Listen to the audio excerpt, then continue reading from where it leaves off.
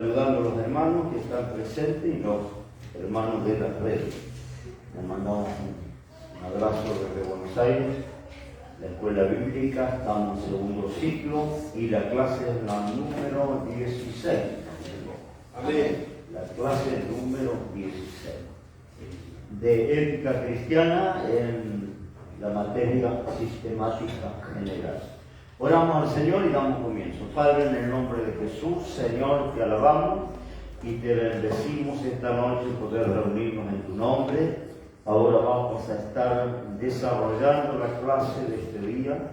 Lo hacemos en plena certidumbre de fe, que tú estás aquí, que nos acompaña. Por eso pedimos, Señor, que el Espíritu Santo nos esté auxiliando, dando conocimiento, sabiduría, hermanos, amigos que nos acompañan a través de este medio, en donde quiera se encuentre, Señor, allí tu presencia también les ilumina, dando entendimiento en la palabra. Te lo pedimos en el nombre de Jesús. Amén y amén. Amén. Entonces reciba su asiento, vamos a dar comienzo.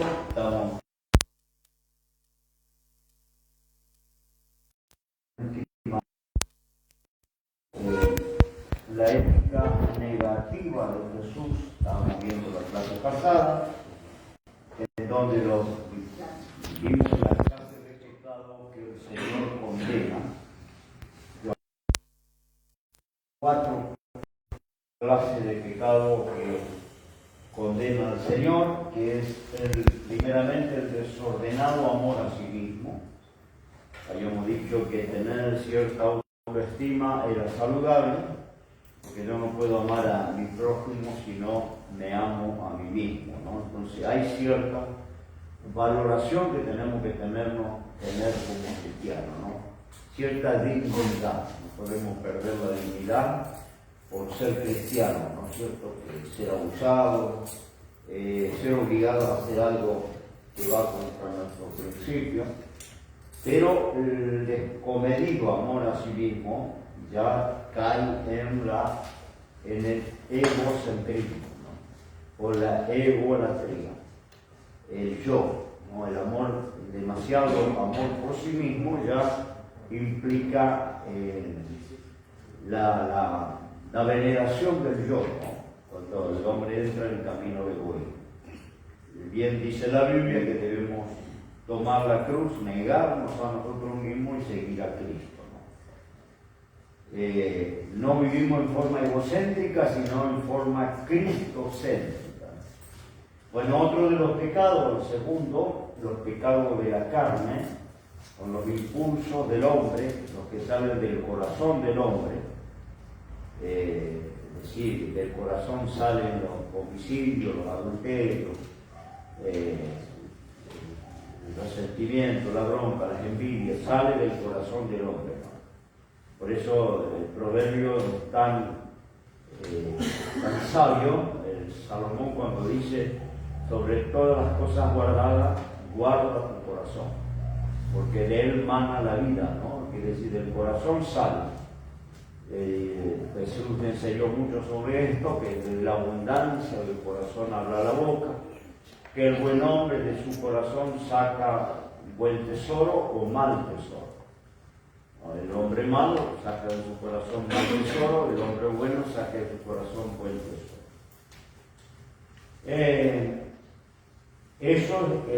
Por eso Jesús le dice a la mujer adúltera, la que había estado con 7 hombres, le dice: no peques más. Y enseña que una mirada de codicia equivale a un adulterio. El tercer ítem que el Señor menciona es los pecados del espíritu.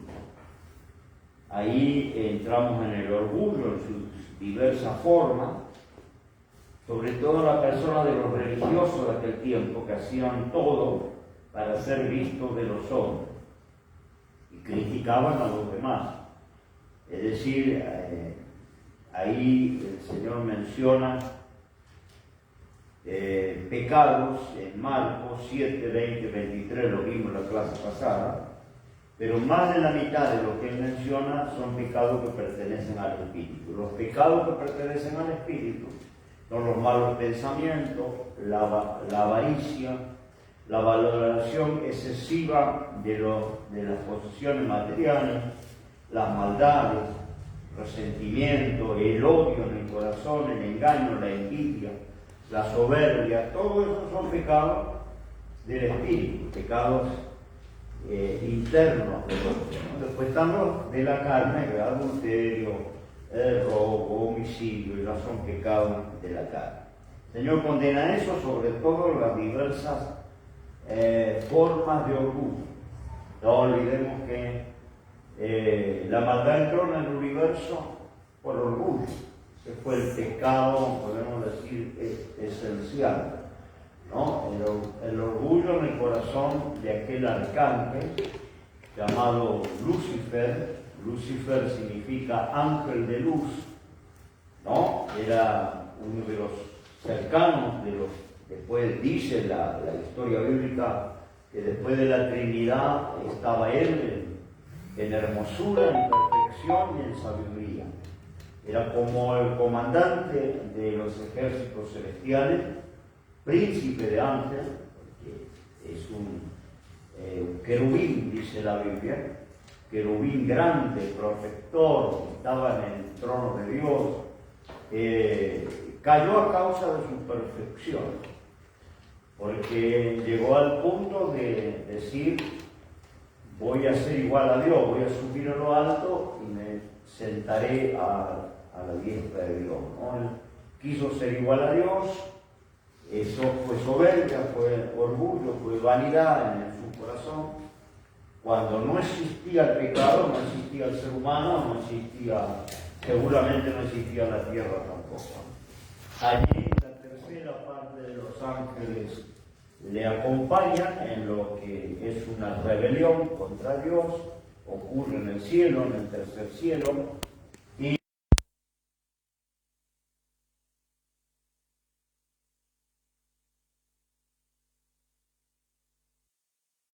son miles y millones.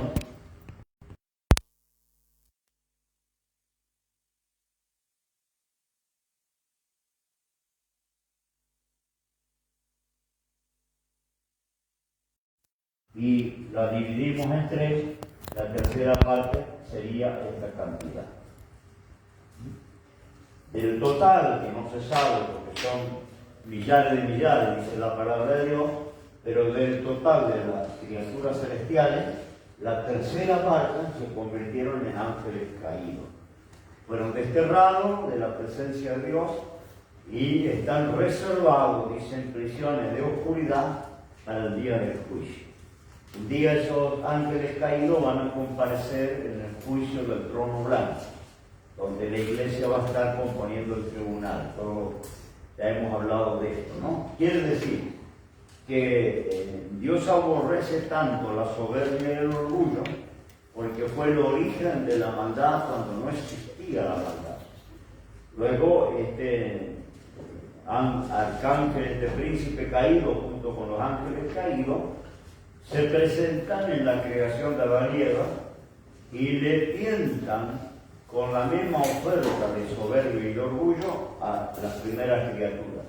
Porque recuerde que la oferta fue: seréis como dioses, ¿no? El diablo, cuando se presenta, que utiliza la serpiente para tentarle a Eva, le dice: con que Dios os dijo que van a morir, esto no es cierto, no moriréis. Si comen de este árbol que Dios les dijo que no coman, seréis como dioses, ¿no? La oferta fue nuevamente apelando a los deseos internos del ser humano de tener poder, de igualarse a Dios. Seréis como Dios, apelando a la soberbia del ser humano, ¿no? De la criatura.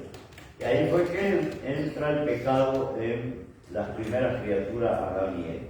Pues Dios aborrece, por eso dice: Dios resiste al soberbio y le da gracia al humilde, ¿no? Y humildad de corazón no es la vestimenta, no es el peinado, no es la cantidad de dinero que tengamos, no es si andamos en bicicleta o andamos en auto. No, la humildad de corazón no tiene que ver con las posesiones. Hay gente poderosamente rica y son gente sencilla y humilde. Y hay gente que tiene remendado los fundillos o vive en la calle bajo de 2 cartones y son soberbios, son orgullosos, ¿no? Son llevados por delante. Entonces, vuelvo a decir, no tiene que ver ni con la ropa, ni con la plata, ni con lo que tengamos. Tiene que ver con una actitud de corazón, la humildad y la soberbia. Y recuerde que al ser el origen de la maldad en el universo, Dios aborrece, Dios no soporta, ¿no? Ni la soberbia ni el orgullo. Por eso dice que Dios le resiste al soberbio, ¿no? Y le da gracia al humilde.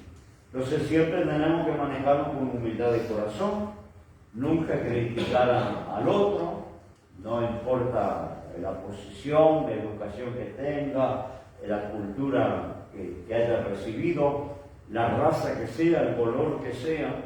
Nunca tenemos que pensarnos superiores y despreciar a un prójimo. Tenemos que tratarles a todos igual, de la misma manera, sea un africano, negro como el carbón, o sea un japonés de piel amarilla, un chino, ¿no? Tenemos que aceptarnos, que son seres humanos y que no somos algo especiales, somos iguales, ¿no? Hemos sido creados de la misma manera y si conocen a Cristo van a ser salvos de la misma forma que yo soy salvo. No hay ninguna diferencia, ¿no? Ellos van a estar en la presencia de Dios como yo voy a estar.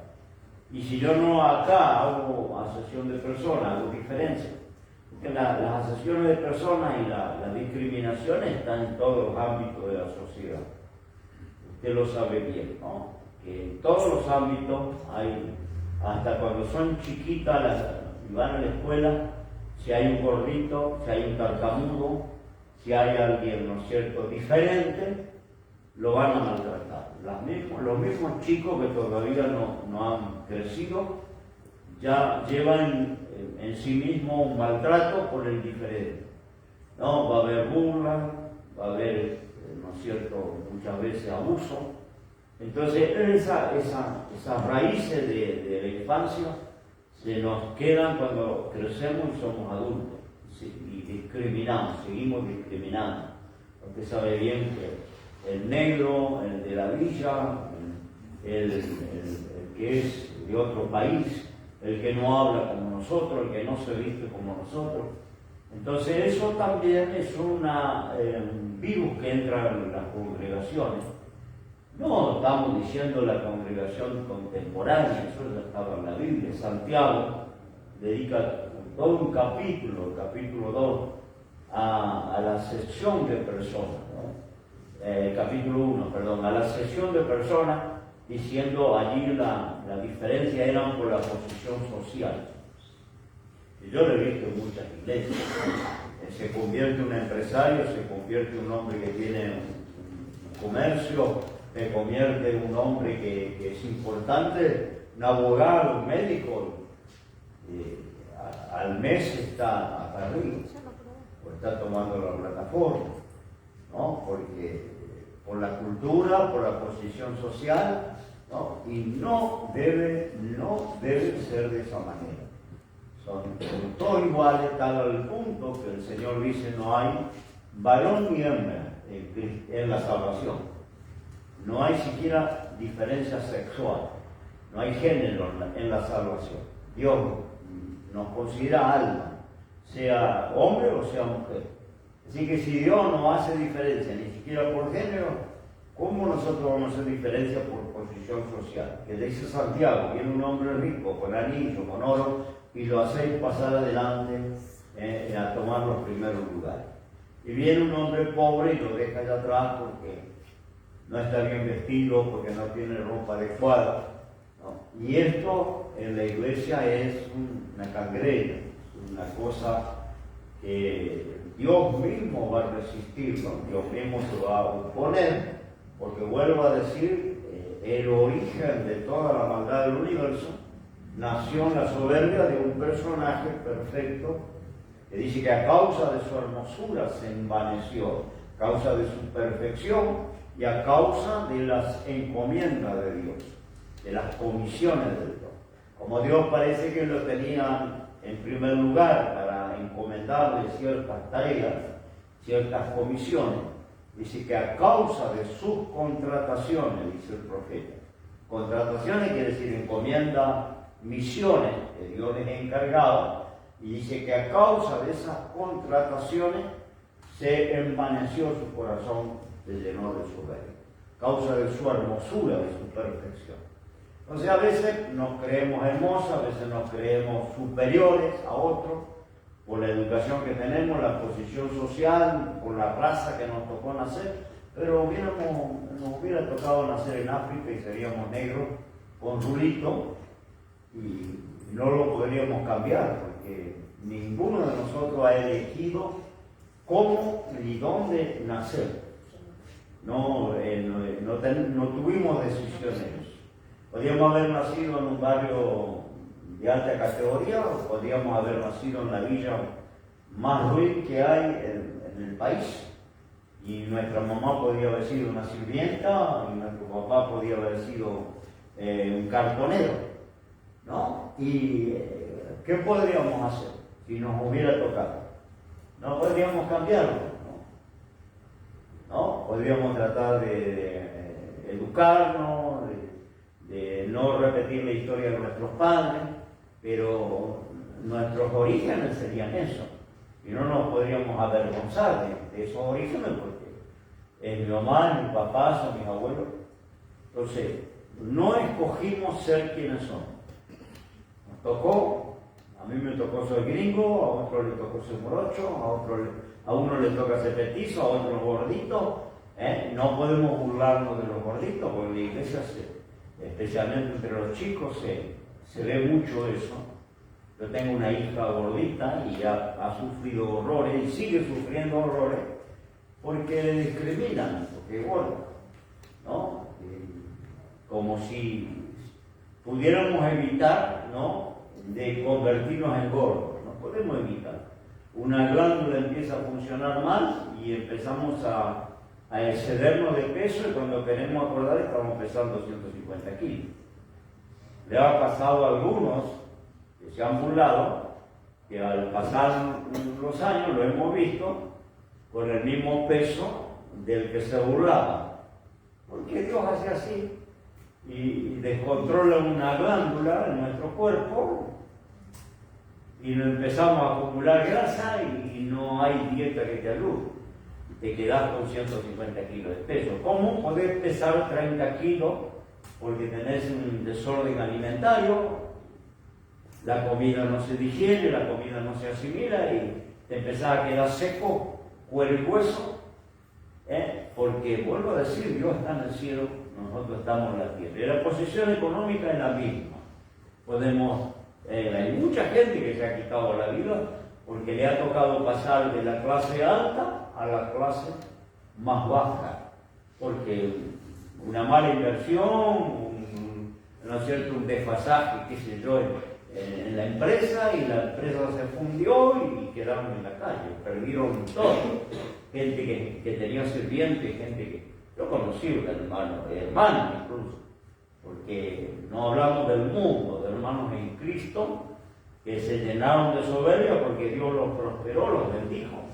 Tenía un obrero mío que quedó rico en cuestión de años, rico, ¿no? Él un día me dijo, tengo plata para ir a comprarme 4 kilómetros, ¿no? Se quedó rico, ¿no? Puso unos negocios, Dios lo bendijo, lo prosperó y se llenó de soberbia, tenía empleados, ya no trabajaba. Un hombre rico, alquiló un piso completo de un edificio para vivir, con sauna, con jacuzzi, ¿no? Él estaba siempre con un moñito, con frac, porque atendía, dirigía, era gerente de su negocio, no trabajaba. rico, poderosamente rico. Dejó las cosas de Dios para empezar porque tenía muchas ocupaciones, no hubo manera de que volviera. Terminó en la cama como una sirvienta, porque tenía cocinera, tenía sirvienta, tenía secretaria, tenía cocinera, todo. Una cantidad de servidumbre, porque tenía mucha plata. De la pobreza más absoluta, porque cuando vino a la iglesia era miserablemente pobre. Llegó a un punto de una riqueza impresionante, pero esa riqueza le alejó de Dios. Terminó teniendo un adulterio con una empleada, la esposa lo descubrió, bueno, una hecatombe en su familia, terminaron separados. La hermana se enloqueció, la hermana era la mano derecha de él en los negocios, y remató, regaló, tiró, prendió fuego, ¿no? Quedaron en la ruina más absoluta. Yo le visité, estaba sin familia, la familia le había abandonado, estaba solo, en una tapera. Dejó la amante para arreglarse con la mujer, dejó la amante y la amante le hizo una brujería, le agarró una enfermedad que masticaba hielo, se le encadenaron las piernas quedaron negras y estaba con las piernas arriba de una silla masticando hielo porque adentro le quemaba un fuego, y así terminó muriendo. Porque ese mal que le hicieron le consumió, quedó seco, hombre robusto, quedó todo el hueso, con todas las piernas encangrenadas, terminó muriendo. Prematuramente porque murió joven. Entonces, Dios está en el cielo, ¿no? Y nuestra vida está en la mano de Dios, y nuestra posición que podemos tener es gracias a la misericordia de Dios. Que podemos lograr gracias a la misericordia de Dios. Y tenemos que mantenernos siempre humildes, ¿no? Porque puede ser bonita, tener ojos azules, tener un cuerpo de 10, ser una modelo, pero te agarró un cáncer y perdiste el pelo, y perdiste la vista, y estás llena de manguera, y se te fue la hermosura. Ni la hermosura es garantía un patrimonio nuestro. La hermosura se va, la plata se va, la posición social se va, ¿no? Todo no tiene ningún valor si Dios no nos acompaña. Entonces, si Dios nos dio algo, manténgase humilde, evite esa soberbia de mirar arriba del hombro a otro que fue menos afortunado.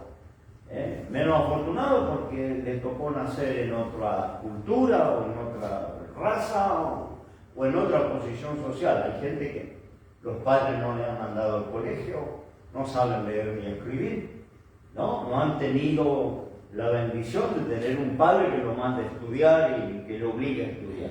Entonces vienen, son adultos y apenas escriben, apenas leen, ¿no? O no saben hablar. O le tocó un defecto como es el tartamudo. Aquí he tenido chicos tartamudos que se han ido y dejaron de congregar porque lo cargaban todo. Todos los chicos que no eran tartamudos lo burlaban y se retiraban de la iglesia, no vinieron nunca más, heridos, lastimados, ¿no? Y yo digo, Dios hace así y nos deja mudos, no solo tartamudos, nos deja mudos o nos deja sordos. No, porque no tenemos comprada la perfección de nuestro organismo, ¿no? Usted sabe, le agarra un virus y termina.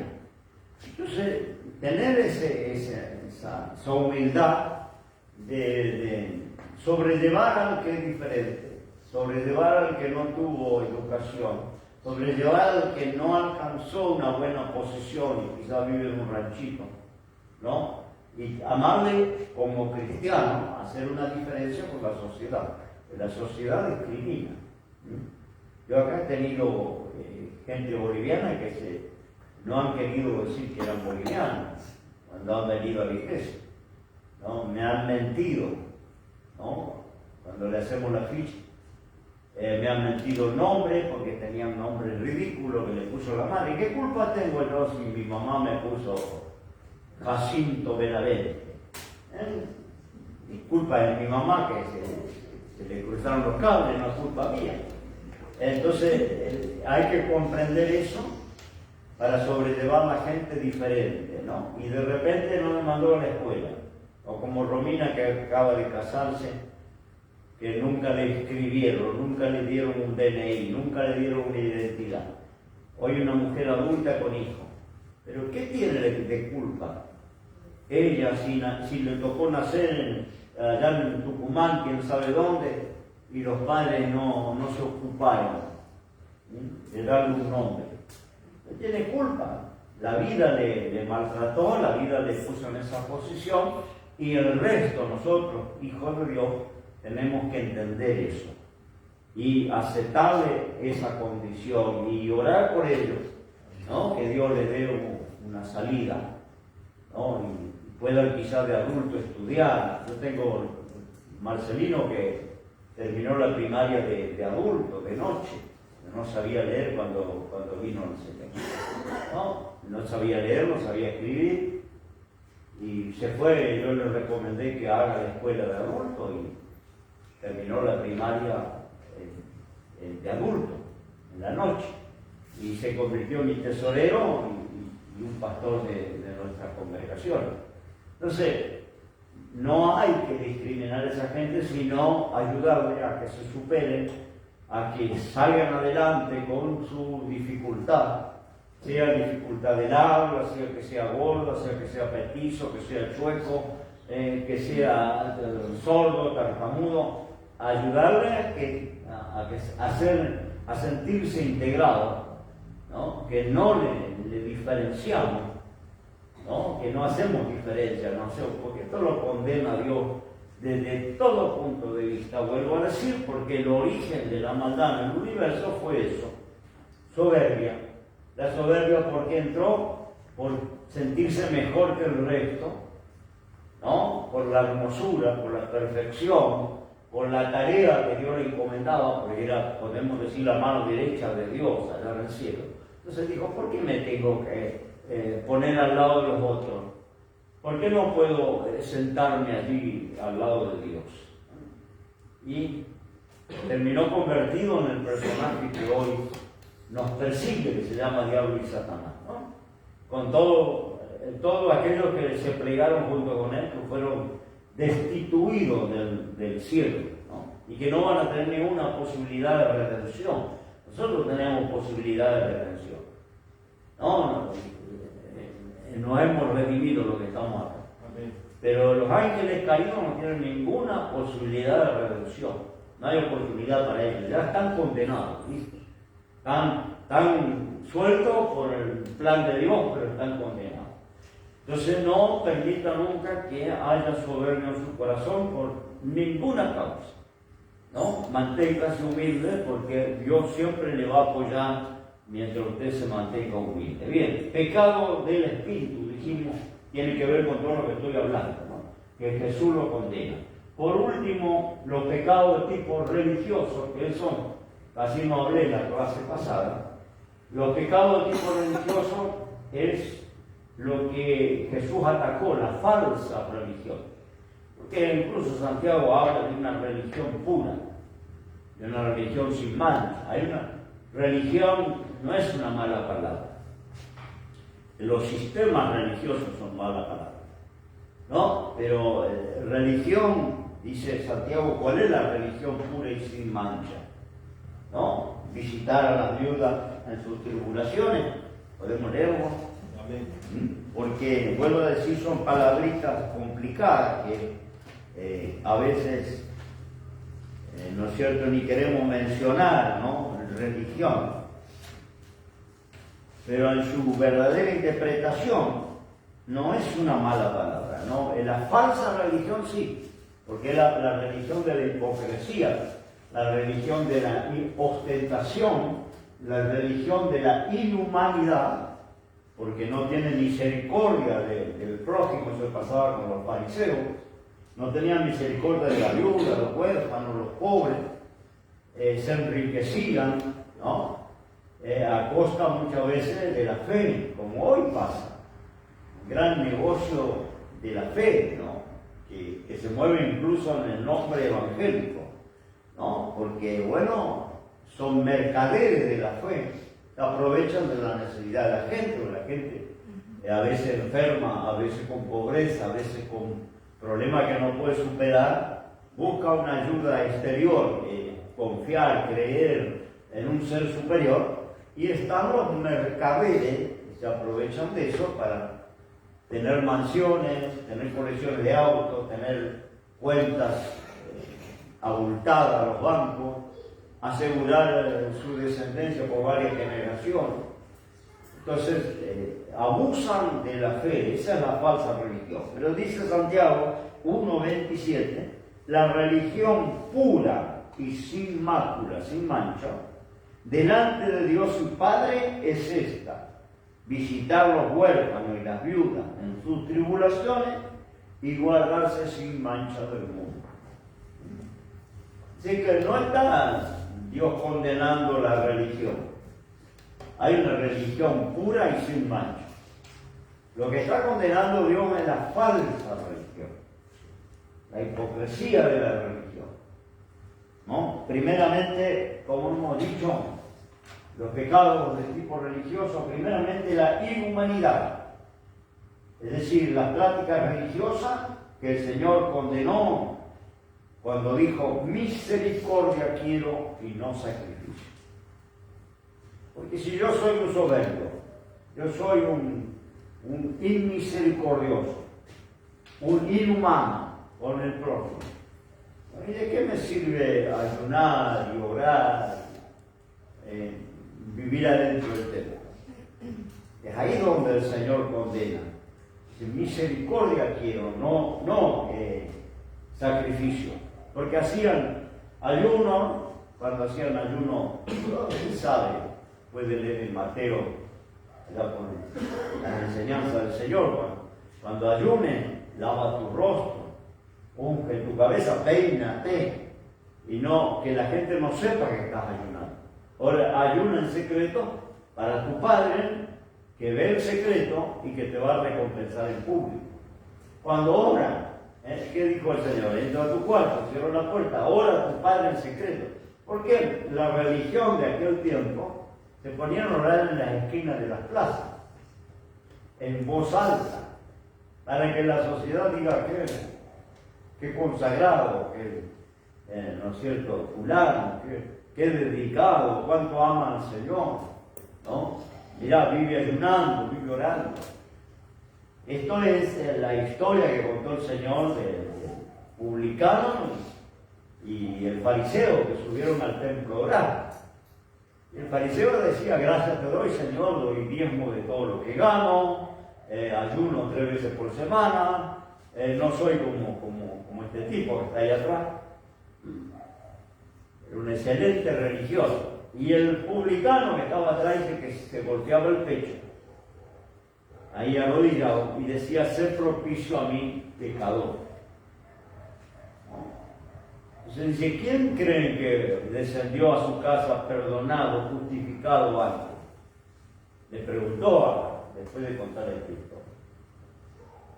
Aquel que estaba allá atrás, reconociendo su falta, su debilidad, diciendo: ayúdame, ¿no? El otro era ostentación religiosa. Tenían una cantidad de rituales, de obligaciones, pero no había misericordia ni justicia. No tenían misericordia ni justicia. Y el Hijo de Dios tiene que ser justo, tiene que ser misericordioso, tiene que considerarse a sí mismo cuando trata algún tema con el otro, ¿no? La regla de oro que hemos visto en clase pasada. Todo lo que queréis que los hombres hagan con vosotros, vosotros hacéis con ellos. El trato que yo quiero que tengan conmigo, lo tengo que tener con el otro, ¿no? Por eso siempre en las conferencias decimos, ¿no?, cuando hay una disciplina: no juzgar, no murmurar, no criticar al otro, porque mañana yo puedo estar en ese mismo artículo. Entonces yo me considero a mí mismo para poder tener misericordia con el que falló. El diablo le engañó, tuvo una falla, tuvo un fracaso. Tengo que tener misericordia, compasión, considerándome a mí mismo. Eso es lo que enseña Pablo. Miren que el que está firme no caiga. Porque hoy estoy firme por la gracia de Dios.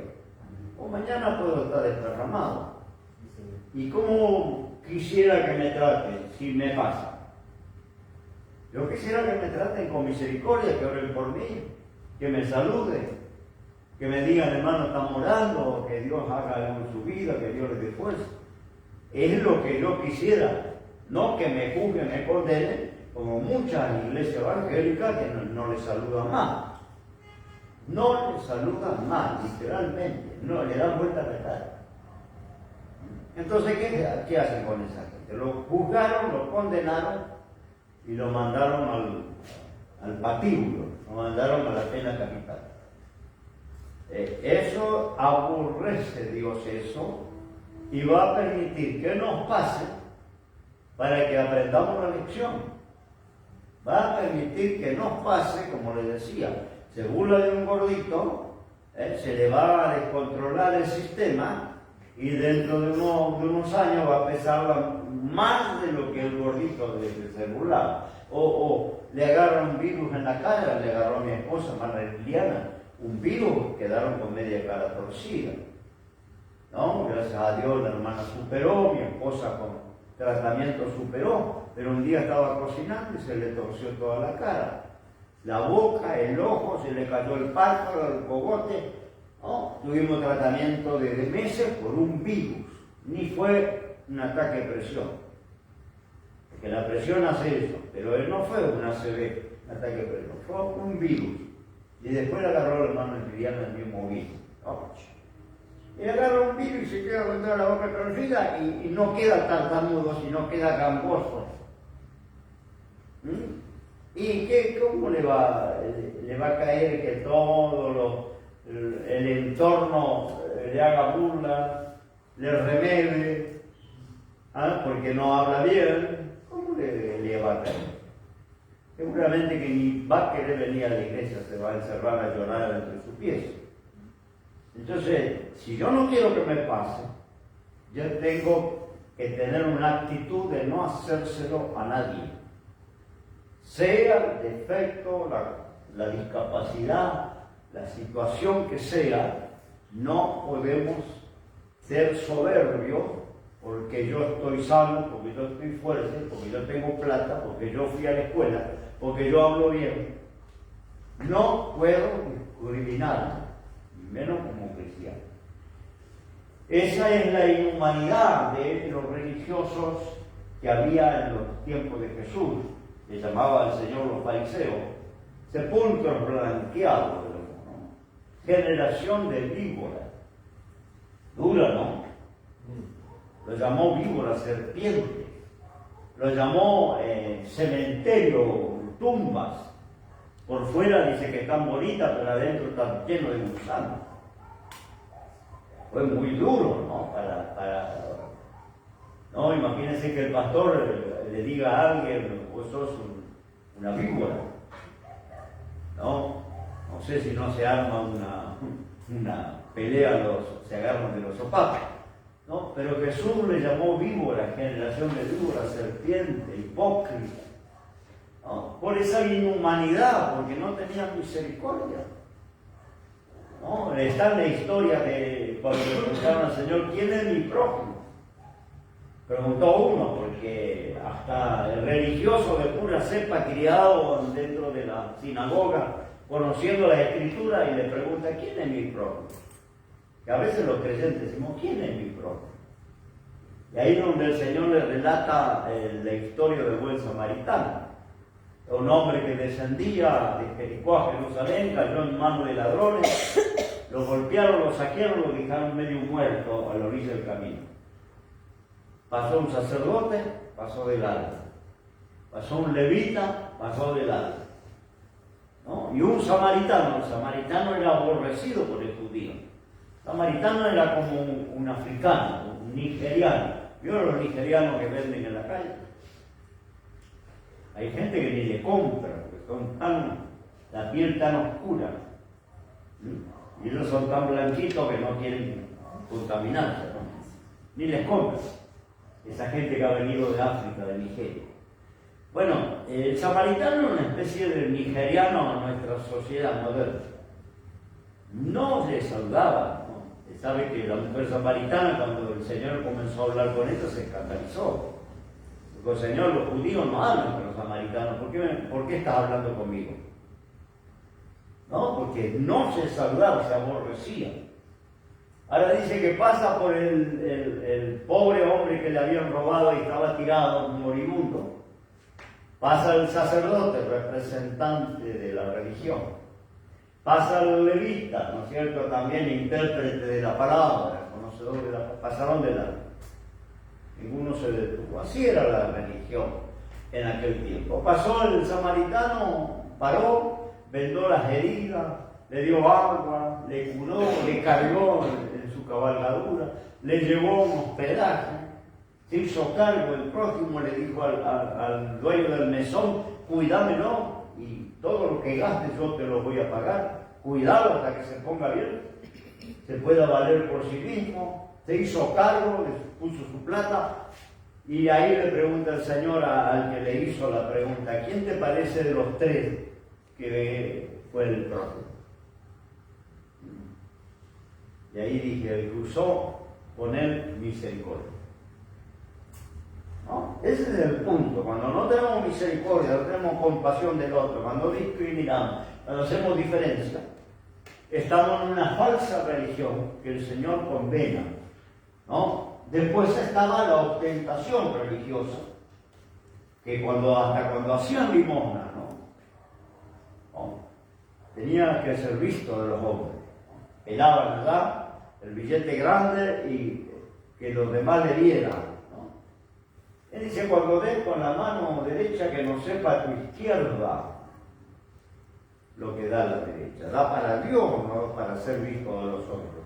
La limosna, la oración que hacían en las esquinas, los ayunos, porque el ayuno era terriblemente ostentoso. Se sacaban la ropa y se ponían una piel de camello con los pelos para adentro. El cilicio se llamaba. Se vestían de silicio. Silicio era un cuero de bicho con los pelos para adentro, ¿no? Para que eso le irritara, le lastimara, ¿no? el cuero. Eso era vestirse en silicio. Se vestían de silicio, despeinados, no se lavaban la cara cuando amanecía, no se peinaban, y se sentaban en donde debiera todo el mundo, en medio de una encrucijada, de una calle, sobre ceniza. Porque encima llevaban una montaña de ceniza, se sentaban la ceniza y tiraban ceniza arriba de la cabeza, se arrancaban los pelos de la barba, se arrancaban los pelos de la cabeza, gemían y oraban en voz alta, ¿no?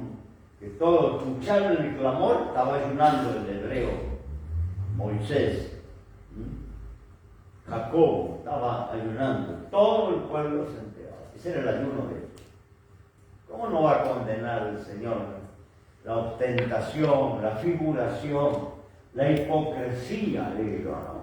Porque después, si tenían que explotar una viuda y sacarle todo lo que tenían, lo hacían. Tenían ninguna piedad, ninguna consideración. Si se trataba de plata, estafaban a quien sea. Todos conocemos la fama del judío, ¿no? Que se hizo solito la fama. Pero por eso, por esa falta de misericordia y de piedad, es decir, ellos buscaban la admiración de los hombres. El Señor recomienda la devoción secreta.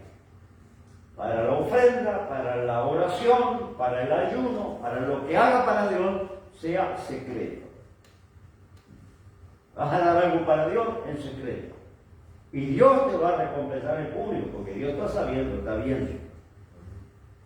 A mí me enseñaron eso cuando no me convertí. Me convertí en una iglesia muy humilde acá, barrio Estudiante Gran Puro. Las paredes eran de bolsa, techo de cartón, Si levantaba la mano, tocaba el techo. Ahí lo conocía al Señor, piso de tierra, mano muy humilde. Y a mí me enseñaron eso, y yo recuerdo que yo trabajaba en construcción, en carpintería, y los hermanos estaban orando por un lugar para hacer la escuelita dominicana, no tenían lugar, un lugar muy estrecho. Entonces dice, vamos a orar para que Dios nos provea poder hacer un lugar para los chicos, para la escuelita dominicana. Yo recuerdo haber fabricado una casilla completa, tenía madera, fabriqué una casilla completa, a no ser de 8 o 10 metros de largo por 4 o 5 de ancho. La fabriqué en mi casa, porque tenía carpintería, y busqué un día que no hubiera nadie, no hubiera culto, y me fui con un ayudante y le armé la casilla. No. Cuando ellos vinieron a hacer el culto, la casilla estaba armada en el fondo del terreno. Hoy han edificado un templo en ese lugar, que tiene casi 60 metros. Todo el terreno está edificado, un templo gigantesco. Pero esto era cuando ellos comenzaban, estoy hablando 50 años atrás. Yo les puse la casilla, me fui.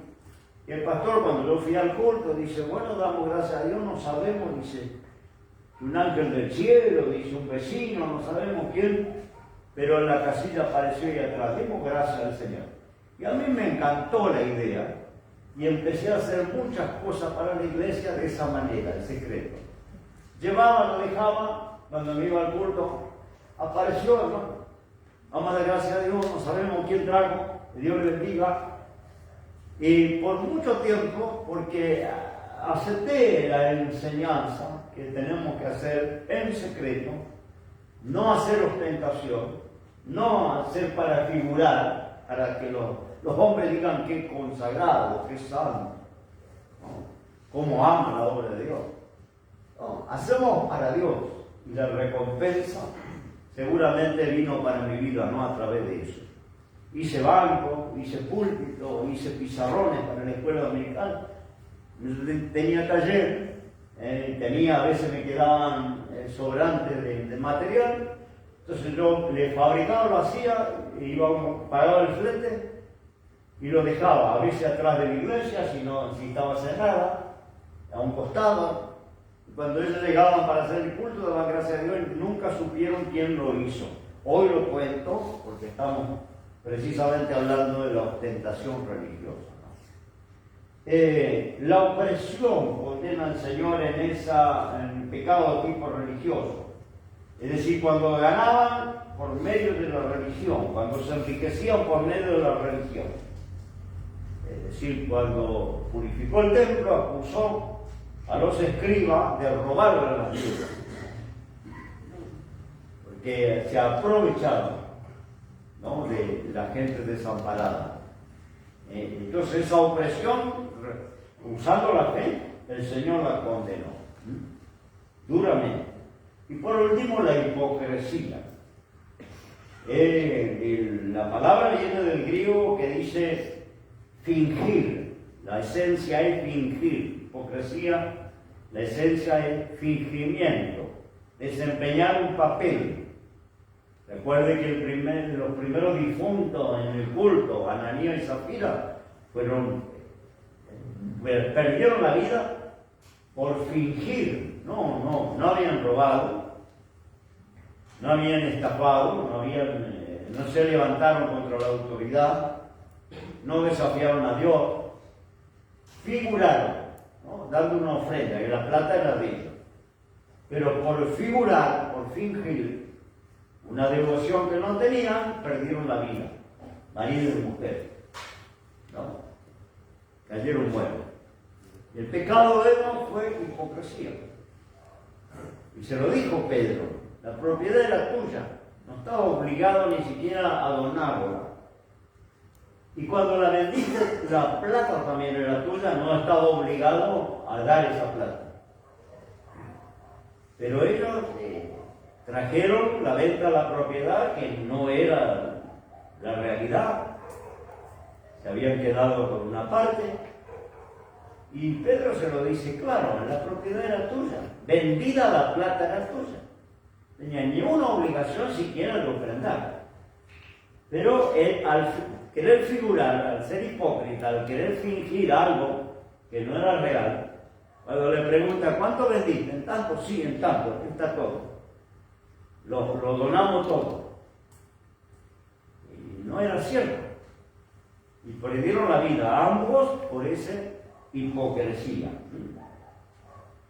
Es el producto de un falso concepto de la religión, que pone énfasis en el rito más que en la vida, en la letra más que en el espíritu, en la tradición, en la costumbre más que en la verdad.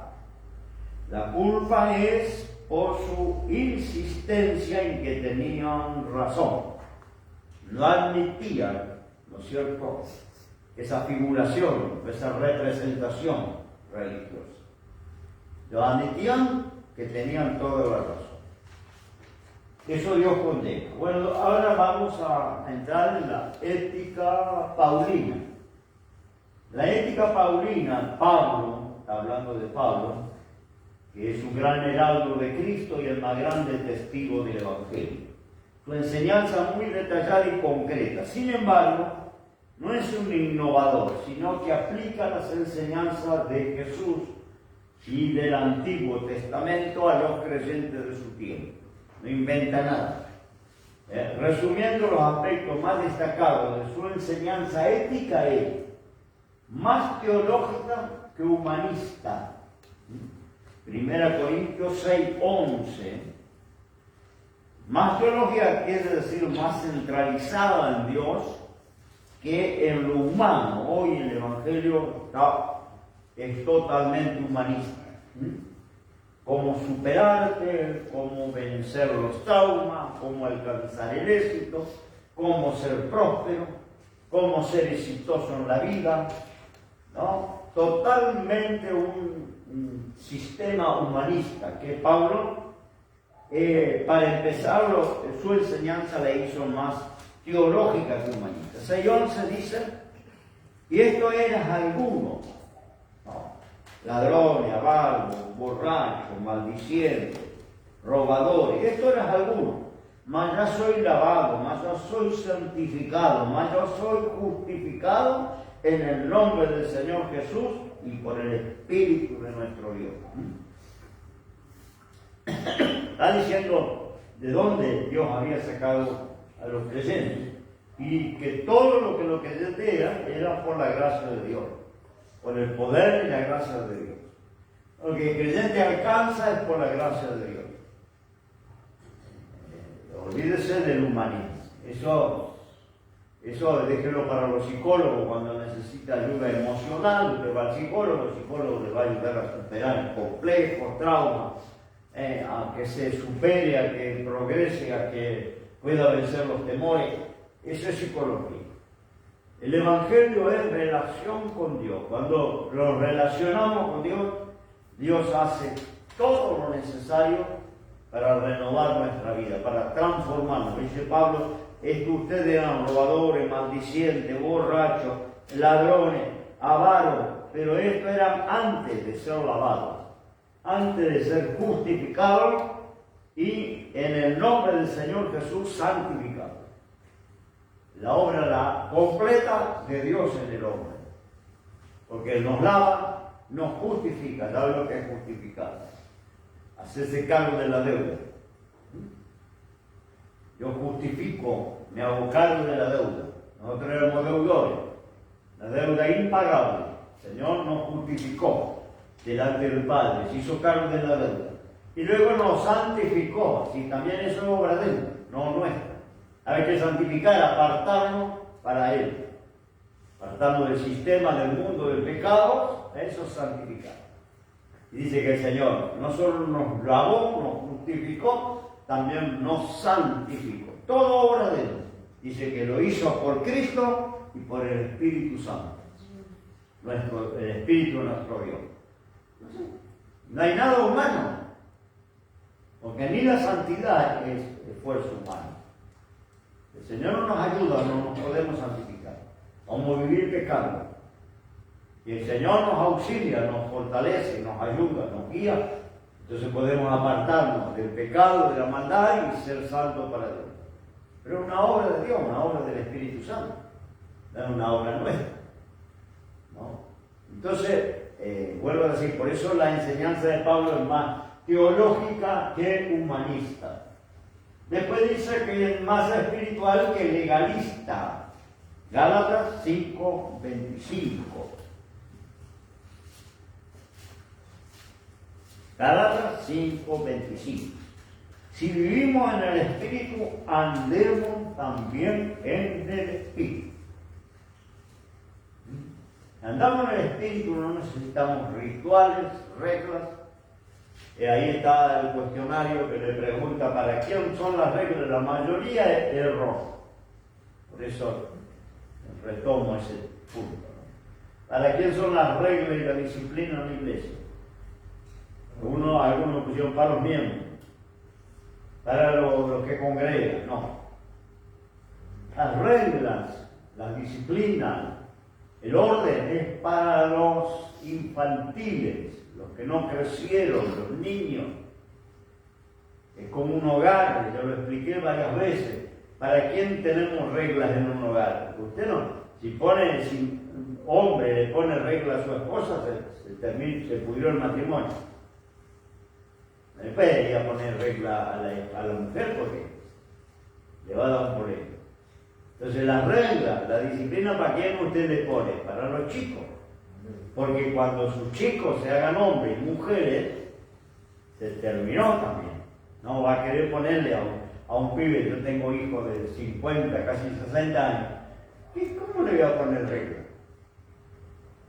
Primero que no vive conmigo, son independientes, tienen su vida, su familia. Ya listo, mi tarea de poner reglas y disciplina terminó, porque tengo todo mi hijo adulto. ¿No? Ahora, cuando eran chiquitos, había reglas, había disciplina, había límites, había un montón de cosas que tenían que obedecer y si no, cobraban o tenían penitencia, ¿no? Pero cuando fueron creciendo, madurando y haciéndose adultos, listo. Yo le puedo decir a mi hija de 60 años, casi 60 años, decirle peinate, usar la servilleta cuando está comiendo, lavate los dientes antes de ir a la cama, juntar la ropa que tiraste, la chancleta, las medias. No le puedo decir así, tenga todo tirado. Porque me da un boleo. ¿Qué venía a meter en mi vida? ¿No? Lo que aprendió, lo que quiere poner por obra, pone. Y lo que desechó, de lo que le enseñamos, lo desechó y punto. ¿Y? Me decía una hermana, ¿y por qué si le enseñamos, le criamos en el camino del Señor? Porque crecieron. Él se acusaba, porque tiene familia que se crió en la iglesia y que crecieron y se largaron a cualquiera. Me dice, pero ¿por qué si le enseñamos bien, le trajimos a la iglesia desde chiquitito? Porque crecieron y cuando crecen deciden, como lo hemos hecho nosotros. A mí mi papá no me eligió la novia, la que es mi mujer hoy. No me eligió. Lo elegí yo y le guste, no le guste, me hice mi vida y elegí de qué trabajar y elegí dónde vivir. No le dije, papá, ¿dónde vivo? Papá, ¿qué hago con mi mujer? Pues, ¿tengo hijo o no tengo hijo? No. Me emancipé. Chao papá, chao mamá, y hice mi vida. ¿Le gusta a papá, no le gusta a mamá? Listo. Algunas cosas no le gustaron nunca, otras cosas las tuvieron que aceptar y tragársela. Porque crecemos. Cuando crecemos, terminan las reglas, las disciplinas y los límites. Y en lo espiritual es lo mismo. Las reglas y la disciplina están para los inmaduros, para los infantiles, para los que no crecen. Hay que decirle, venía al culto, venía a la oración, tomar la Santa Cena, pagaste el diezmo, trajiste para la ofrenda, viniste con la Biblia. Pero para el maduro, dice Pablo, escribiendo de la ley y la gracia, anden en el Espíritu. ¿No? Si vivimos en el Espíritu, andemos en el Espíritu. No necesitamos más reglas porque somos maduros, crecimos y yo decidí servir a Dios, yo decidí estar hoy esta noche acá. No es que papá me mandó, tenés estudio el lunes, no. Es como ese cuento que dice, no. Levantarse, preparar los útiles, andar a la escuela, le decía el padre a la hija. No, papá, no tengo frío, no me dé. Levantarte y preparar tus cosas y andar a la escuela. ¿Pero por qué, papá? Porque soy la directora de la escuela.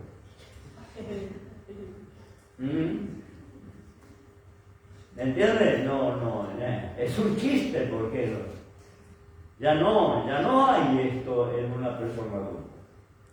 Y si él si salió responsable, salió responsable. Y si le salió un tiro al aire, le salió un tiro al aire.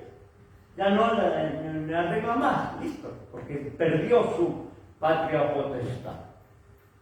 Muchos papás no entienden esto. Que tienen un tipo de 30 años con una barba así, llevándole el desayuno a la cama. Porque no entendieron el crecimiento, la emancipación, y no quiere que se vaya en la casa. No, hazte una piecita. Parece que te enamora con una vieja por allá y tráele ahí, acomodate ahí. ¿No?